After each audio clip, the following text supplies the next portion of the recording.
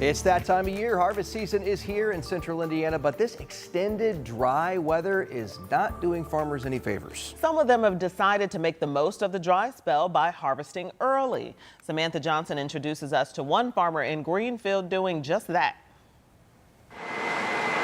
Hancock County showing off its amber waves of dry soybeans. It is a little on the crispy side right now.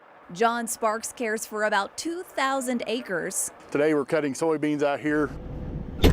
And in his 30-plus year career, I started helping my dad when I was 8. he hasn't seen dusty, dry conditions quite like this. There's an upside to everything. You know, the good news is we're getting a lot done. Taking advantage of dry time is one thing, but his beans aren't taking in much moisture. Certainly not the ideal 13%. We had 1 or 2 loads that was probably below 7%, and I don't know that I have ever seen that.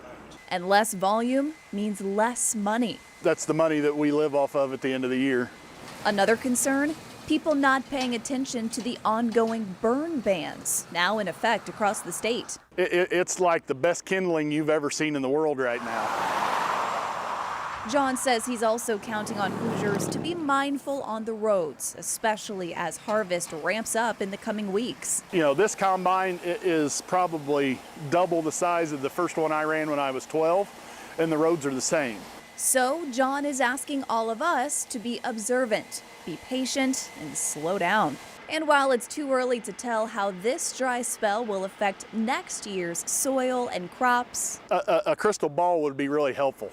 John keeps putting away, waiting on the rain.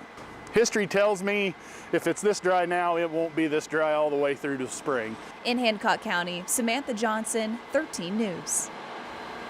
And then John also told Sam that typically he has to wait until about 11 a.m. to get out to work. That's to let the dew burn off the crops. But they have not had to do that this year because, again, it's been So dry.